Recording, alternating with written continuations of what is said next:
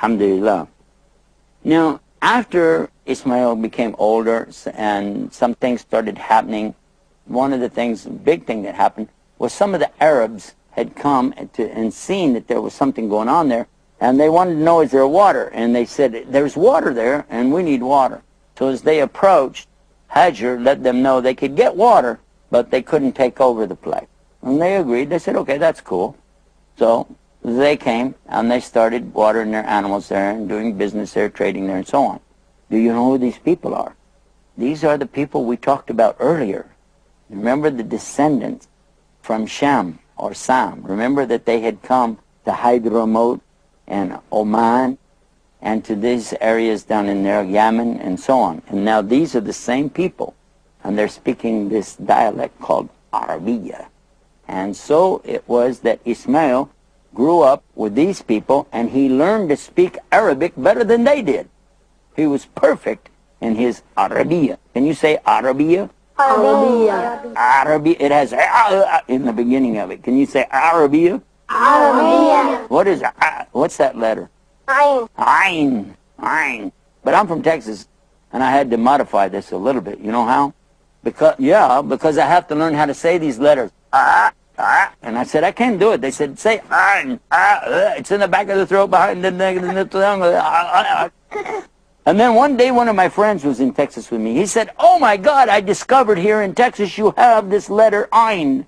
I said, we do? He said, I heard you say it. I said, when? You said, I ain't gonna do it. I said, oh, you're right, we do have Ayn. He said, you also have the other letter we have, Ghain.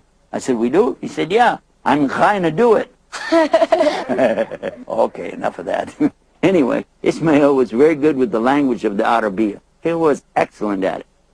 And you know, he got married, and he had children, and those children had children, and there were more children and more children. Many people came. And then one day, Ismail's father, who's his father? Ibrahim alayhi salam, peace be upon him, came to visit. But when he got there, well, he wasn't home, was he? It was gone. So he knocked at the door. And when the wife came to the door, what do you want? Said, is Ismail is here? No. Oh, well, how are things? Terrible. We're having a hard time. Oh, okay. Well, tell him he needs to fix his doorstep. What? And he left. Now, when Ismail came back from his journey, his trip, hunting, whatever, he asked his wife, anybody come while I was away? She said, yeah, some old man came. I see. And did he say anything? Yeah, he said you need to fix your doorstep. He said, that was my father, and he's telling me to get rid of you, so I divorce you. Now, why did he do that? You know why? Because she was very bad, and she dishonored his father very bad. And he understood the signal that his father gave him, because he too was a prophet. Well, then later, Ibrahim alayhi salam came back again, and this time again, he's not there. And he knocked at the door. You like going to do that? He knocked at the door, and the woman came, and she said, hello, salam alaikum, wa alaikum salam. He said, is Ismail is here? She said, no, I'm sorry, he's not here. He said, well, how are things? She said, alhamdulillah, alhamdulillah. Even though they were poor, even though they didn't have very much, even though there were difficulties, she said, alhamdulillah, praise to Allah. We have as Allah wills. He said, tell him to keep his doorstep. Huh? Keep his doorstep. Okay. So when he came back, did anybody come while I was gone? Yeah, this very nice old man, he came, and he asked about you, and then he told me to tell you to keep the doorstep. He said, that was my father. And he told me to keep you as my wife. And why? Why? Because she had really good way about her, a good attitude, and she respected his father. And she was also thankful to Allah. And this is the best kind of wife to have, to be obedient and to be good and to be thankful to Allah. So we can get a very good lesson from this one. There are a lot of prophets that came after Abraham, and one of them was Ishaq, and then he, of course, had his son, which was Jacob, and Jacob had... There's so many stories of so many different prophets. Please tell us the story of Yusuf. Please tell us of the Prophet Yusuf alayhi salam. Yusuf. Okay. I agree. Let's skip right to it. It's my favorite story. When I came into Islam, they told me, you know, you can choose a new name. You don't have to stay with the old name you have. You can choose one. I said, any name I like. I like Joseph. They said, well, you like to know how to say Joseph in Arabic? I said, sure, Yusuf. And so that's how I got the name Yusuf. My father's name Joseph, and I love my father, and I always liked his name. And they said, well, this is fine. And I took the name Yusuf. You want to hear something funny? I didn't know my father was going to become a Muslim later. So when he became a Muslim, he was Yusuf. So it was Yusuf and Yusuf. And they said, no. So he's Abu Yusuf. Yusuf Abu Yusuf, and you're Yusuf ibn Yusuf. It got confusing. Anyway, let's talk about the Prophet Yusuf. Alayhi salam. Peace be upon him. It's a beautiful, beautiful story. Yes, what happened, you see, his father was Jacob. Jacob was also a prophet. And he had sons, many sons. Two of his sons are very, very famous. And that's Benjamin, or Benjamin, and Yusuf. And that's the one we're going to talk about today. He also had Levi, he had Dan, he had Judah, some others. But the one that we want to really feature is this story, the story which is mentioned in Quran in detail, and also in previous scriptures also in detail.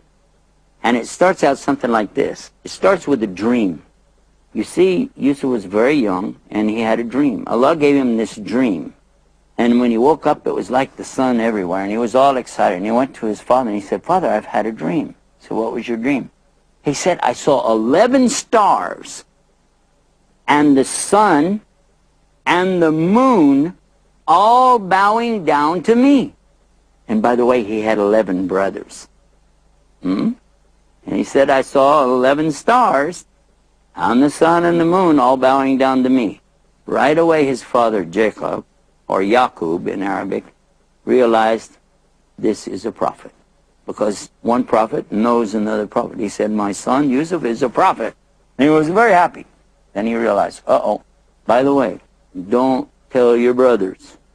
Do not talk about this to your brothers because they will be jealous, and we don't need that. So you just be cool about this, okay? So he was. And everything rocked on pretty good. And then when he got to be about 18 years old, at that time his dad was making sure that he and his brother Benjamin both were working around the house doing garden things, not going out with the animals, not getting too far away, because he really worried what those older brothers might do to his two younger brothers, these, which was Benjamin, which was a big favorite of Jacob, and Yusuf, another favorite. So one day, the older brothers, who were very jealous anyway, and they didn't even know about the story, they didn't know the dream, but they were still jealous, and they said, we've got to figure some way to get Yusuf out of the house. Let's get him out with us somehow. They said, how? He's never going to let him go. I said, just tell him to come on, let him go with us, and, we'll take care of him. And then when we get him out, we'll kill him. And another one said, no, don't kill him, but let's just leave him somewhere in the wilderness. And one said, okay, I got an idea. We'll put him in a well. Just leave him in a well. So that's the plan they had. And then they went to the father. Father, let Yusuf go with us. We need him to help us out there, and he will get some benefit from this. He never had a chance to go, be with the animals, enjoy the day, the fresh air, so and so. And the father said, no, I fear that something could happen. Oh, we guarantee wallah, they swearing. We'll never let anything happen to Yusuf. Oh, no way, this is our brother. Well, and no, come on. And they just talked their father into it, and they took Yusuf out. And they were ready. And when they got him out, they didn't just take him out there to work. They took him out for what they said they were going to do. No, they didn't kill him. But sure enough, they found a deep well. And it was on a caravan route. They knew some people would pass by, so they put him down in the well. Down, and left him there with no rope, no way to get out. And they left him. But they took his shirt. And when they took the shirt, they put some blood on the shirt from a sheep or something, Put the blood on it. And when they went back to the father, oh, Father, you can't believe what happened. Father already knew something's wrong. Where's Yusuf? Oh, you didn't believe, and it's the wolf, and it came, and it, where's Yusuf? And even when we tell you, you're not going to believe us. Where's Yusuf? The wolf and the shirt and the blood and where's Yusuf? The wolf ate him. Did you see it? No, we didn't see it, but, look, it's oh, we're so sorry. They weren't sorry. Jacob, Yaakov, peace be upon him, started crying. And he was crying and weeping. And they were saying, oh, Father, we are so sorry, but, and nothing. No, stay away from me. Just leave me. And he cried. And he cried so much. And he didn't stop crying for years. In the meantime, what happened to Yusuf? Well, sure enough, just like they said, a caravan passed by. And guess what? More than likely, these were relatives, ancient relatives, because they were coming up from their very area we talked about before, down in Hadramaut, Yemen, down that way, from Arabia. Anyway, they came across this area, which was around Jerusalem, Palestine, somewhere in there. And their people went to the well. They looked down. Oh, maybe some water down there. So they said, throw a bucket down and see if we get some water. Tied a rope on the bucket. And they threw it down. Yusuf was startled because he said, what is this coming down at me? And he caught it. He caught the bucket. People were listening. Where's the water? Did you hear a splash? No. They pull it. Somebody pulled back. Hey, what's going on? So they started going down there. We found the treasure. We have a treasure. They said, what's the treasure? Gold? No, better. We found a boy. We got a boy. You know what it means? We can sell him as a slave. So they made him a slave. They took him out of the well and took him on into Egypt with them. Oh, yeah, what a good deal this is. And when they got into Egypt, they took him to the slave market. Now, the slave market is where they used to bring people up on the stage, and they'd say, who will give so much for this one, and who will give so much for this one? And here's a boy over here, a young boy, only got one leg, but hey, maybe he can jump around and do stuff. We can make it half price. They were making deals, and they bring one after the other, and then they brought Yusuf up. By the way, Yusuf was very good looking, very handsome, and they brought him up there, chains and irons on him. And they had these chains on him ever since he left the well. And his legs are swelling, and it's a lot of, pain from all this iron and stuff on him. And he got up on this stage, and they said, who'll give 10 dinars, 10 dinars, 5 dinars, some dinars? Get this guy out of here. And Aziz said, I will. And somebody bid, I will. Cheap price. Cheap price, he bought him. And he took him home. He said, he's young, he's strong, he might do some work. But I got to be careful of these guys. You never know. Slaves are, dangerous. But right away, Yusuf told him, I'm very thankful that you bought me, and I will do my best to serve you. So, Aziz took off the leg irons, the chains, everything, and he said, oh, thank you so much. And he promised to be loyal to him and do anything he asked. Well, that's good. I need a houseboy around here, take care of my house, do stuff around here. So that was the job for Yusuf. The wife of Aziz, anybody know her name? Zuleika. Zuleika. Yeah, very good. You guys are too smart. The wife of Aziz, Zuleika, she saw him and she said, whoa, look at this guy. He's cute. Whoa. And he was very handsome. And he started working around the house, and she was like, And every day he's working, doing this, doing that. And she'd be like, Probably Aziz, maybe he was like old and she was young, but she was like, check out this guy. So guess what happened? One day she couldn't take it anymore. She wanted to hold him, hug him, So she went for him, and he was a very good boy. He's a prophet, and they don't do stuff like that. So he started running around the house, and she was chasing after him, and he was running, and she was going, he said, I got to get out of here. And just as they got to the door, she grabbed his shirt, ripped his shirt just like that, and the door opened. Guess who was standing there? Gulp. Yep. The boss. And right then she changed her voice to, she was going, come here. And she went, hey, this man, he tried to do something to me. Oh, he's trying to, look, see, I had to rip his shirt to keep him away. Oh, Aziz said, what is going on here? Take this man. Of course, they took him right away. And he was upset. Why? How dare this man? And I'm away and he's trying to do something with my wife? Whoo! But then his cousin, Aziz had a cousin. His cousin is a fair man, a just man. He said, hold on a second. Come here, Aziz. Check this out. Look. You want to know the truth? Think about this. Let us look at the shirt. Because if the shirt is ripped from the front, she's telling the truth because she was defending herself and she ripped the shirt. But if the shirt is ripped from the back, Aziz said, then what? He said, she's telling a lie. And he was running away. And she grabbed his shirt. And that's what happened. So they passed the shirt around, you know, and everybody was looking at it right in front of her. She was going,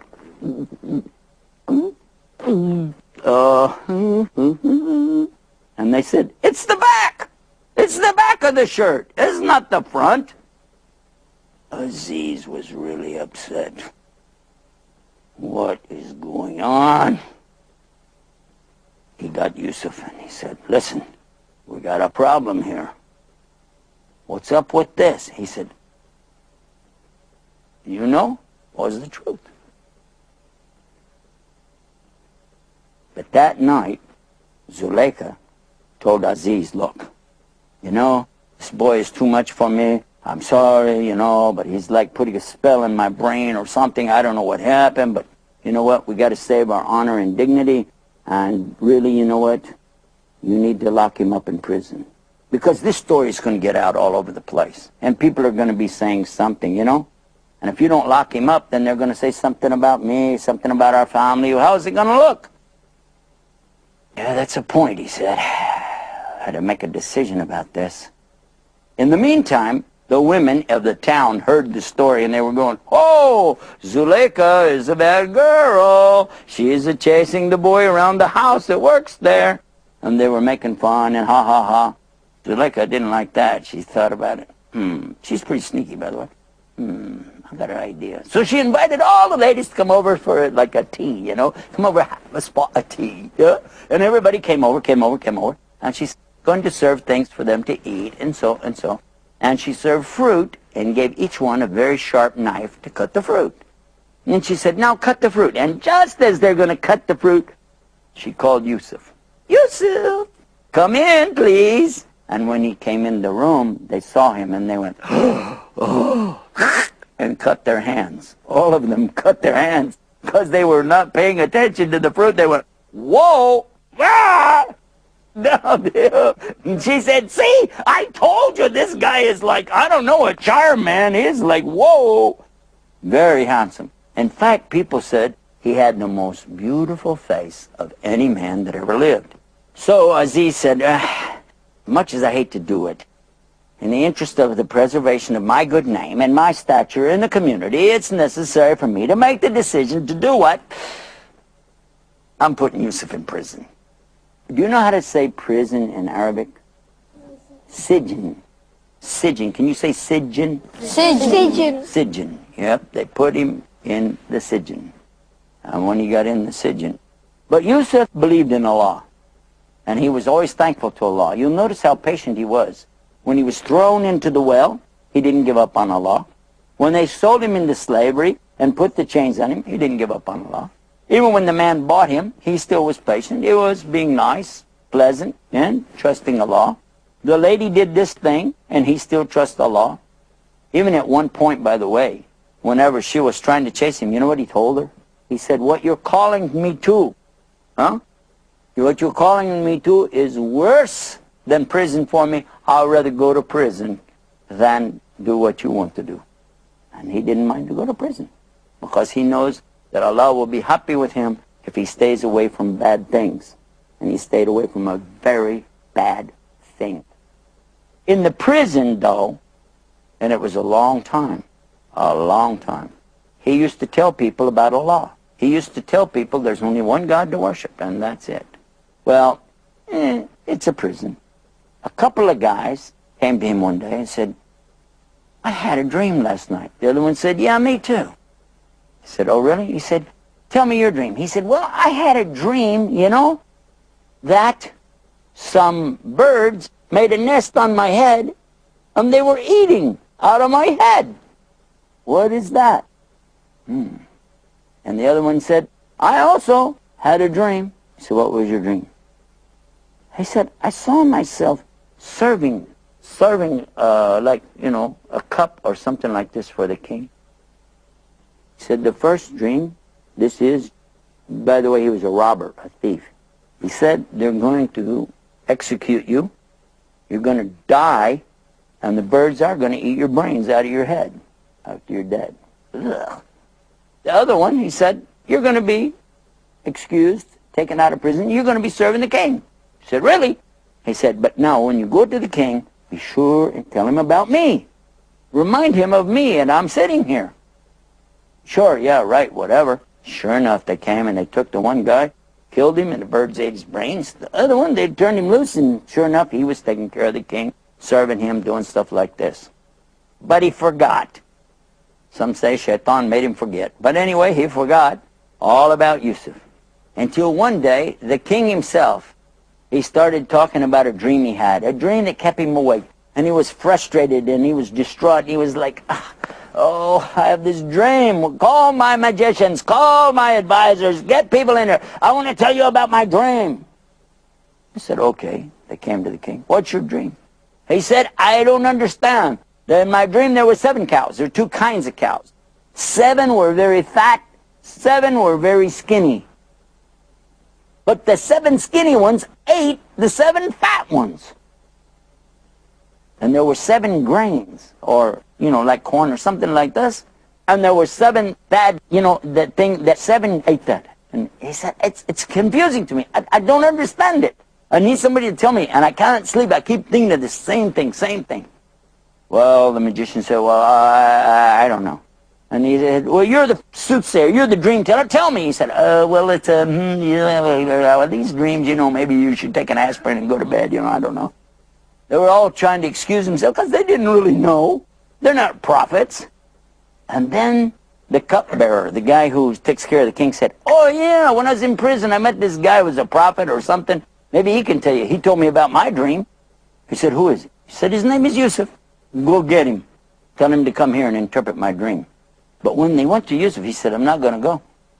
Until they prove that I'm innocent, I didn't do anything, then I'll go. So they went back. When they heard this story, they went to Aziz and they said, Aziz, what's up with this story? And he brought his wife, Zulaykha, and she had to testify, yes, he's innocent, it was me. And when that happened, Yusuf came out. They let him out and said, excuse us, you're free. So till next time, I give you guys the greeting. You give it back to me. Salaam alaikum.